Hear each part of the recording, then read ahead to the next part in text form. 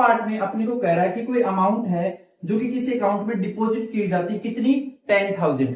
तो ये होती है जो डिपॉजिट करवाते हैं उसको बोलते हैं प्रिंसिपल, यानी फर्स्ट टर्म भी बोल सकते हैं क्वेश्चन के मुताबिक। यहां पर A1 अपना हो जाएगा 10,000, ठीक है जी।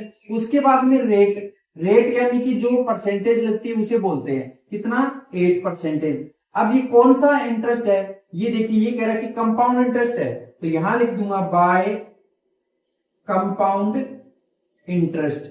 इसका कोई फॉर्मूला होता है, जी होता है, amount is equal to P और 1 प्लस आर अपॉन में 100 और ये टी, ठीक है। ये अपना कंपाउंड इंटरेस्ट का फॉर्मूला होता है। ध्यान रखना, कंपाउंड इंटरेस्ट और एक होता है सिंपल इंटरेस्ट। सिंपल इंटरेस्ट में हमेशा ब्याज जो होता है, जो इंटरेस्ट लगता है वो एवरी ईयर सेम लगता है, यानी उसमें डी सेम रहता है, तो ये एपी को फॉलो करता है। लेकिन कंपाउंड इंटरेस्ट कभी भी एपी को फॉलो नहीं करेगा, क्योंकि इस साल जो इंटरेस्ट लगेगा वो अगले साल बढ़कर लगेगा, इंक्रीज होगा ना कि डिक्रीज, और ना कि सेम, इसलिए वो एपी नहीं होता। लेकिन हमें यहाँ पर इस एपी को प्रूफ करके भी दिखाना है। तो ये फॉर्मूला मैंने लिख दिया अमाउंट का, यहाँ पे लिखता हूं फॉर फर्स्ट ईयर, पहली साल के लिए। तो क्या आएगा, a is equal to P, P की वैल्यू ये रही यानी कि 10,000, ठीक है जी। 1 प्लस आर, आर की वैल्यू ये रही यानी कि 8 अपॉन में 100। टी, टी की वैल्यू हमने फर्स्ट ईयर मानी यानी कि 1 आएगी। सोल्व करें, 10,000 का 10,000, इसका एलसीएम ले लो, 100 आ गया, इसके नीचे 1 मान लो यानी कि 100 प्लस 8, ओके जी। ऊपर है 1 का इफेक्ट पड़ना नहीं, 2 जीरो से 2 जीरो कैंसिल कर दी, कोई दिक्कत नहीं है।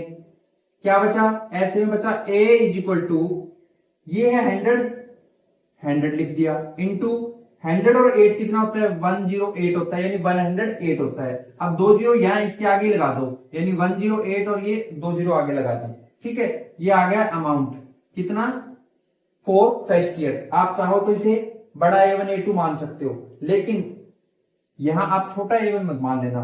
फिर करते हैं फॉर सेकेंड ईयर, दूसरे साल के लिए। तो अमाउंट कितनी होगी, फॉर्मूला यही रहेगा, पी, पी का मतलब 10,000, ठीक है जी, ये लिख दिया, इंटू 1 प्लस रेट, रेट का मतलब 8 है तो 8 लिख दिया, अपॉन में 100 और पावर, इस बार सेकेंड ईयर है 2 आएगी, ओके। अब 10,000 को 10,000 लिखा, इंटू अंदर वाले को सोल्व करें तो कितना आएगा, ये देखो पीछे 108 आया था, 108 आएगा, अपॉन में 100 है, 100 आएगा, ऊपर स्क्वायर स्क्वायर आ जाएगा, ठीक है। इसे सोल्व करके देख लो ना, यही आएगा।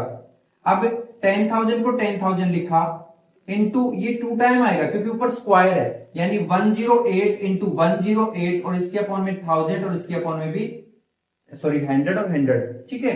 तो ये दोनों और ये दोनों 4 जीरो इससे कट गई, ऐसे में बचा क्या, 108 इंटू 108।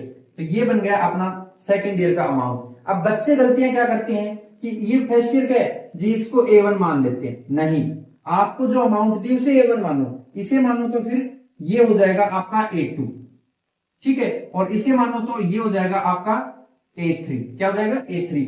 108 को 108 से मल्टीप्लाई करके देख लो कितना आ रहा है, 8 को करवाया 64, 8 इंटू 000, फिर 801 यानी कि 4 6 और 6 1 1, यानी ये आ गया 11664 आ रहा है, ठीक है। तो अब यहां पर निकालते हैं कॉमन डिफरेंस। तो कॉमन डिफरेंस क्या होता है, D is equal to A2 minus A1। A2 कौन है, A2 जी अपना ये है ना, ये देखो A2 सेकंड वाला जो है, तो 10800 माइनस A1, A1 अपने इसको जो अमाउंट दी थी उसे माना था, यानी 10,000। तो माइनस करें 10,000, 800 में से 10,000 माइनस करेंगे तो सिंपल 800 रह जाएगा, ठीक है। एंड अब ले लेते हैं D is equal to A3 minus A2, ठीक है, ले लिया। तो A3 की वैल्यू ये वाली जो निकाली थी 11664, ठीक है, माइनस A2 की वैल्यू ये वाली है, मतलब 10800, माइनस करके देख लो, यहां कर लेता हूं 11664 10800 कितना आया, 64 तो सेम आ गया, यहां 16 क्या 8 और ये 00 बचेंगे, यानी ये आ रहा है 864। देखो यहां पर आपका कॉमन डिफरेंस 800 आया है, यहां पर आपका 864 आया है, यानी अपन कह सकते हैं कि A2 minus A1 not equal to A3 minus A2, so not AP, because common difference are not same. ठीक है, वो सेम नहीं है इसलिए एपी नहीं है। और वैसे भी कंपाउंड इंटरेस्ट कभी भी एपी को फॉलो नहीं करता, सिर्फ सिंपल इंटरेस्ट ही फॉलो करता है। ओके, नाउ मूव करते हैं नेक्स्ट क्वेश्चन की तरफ।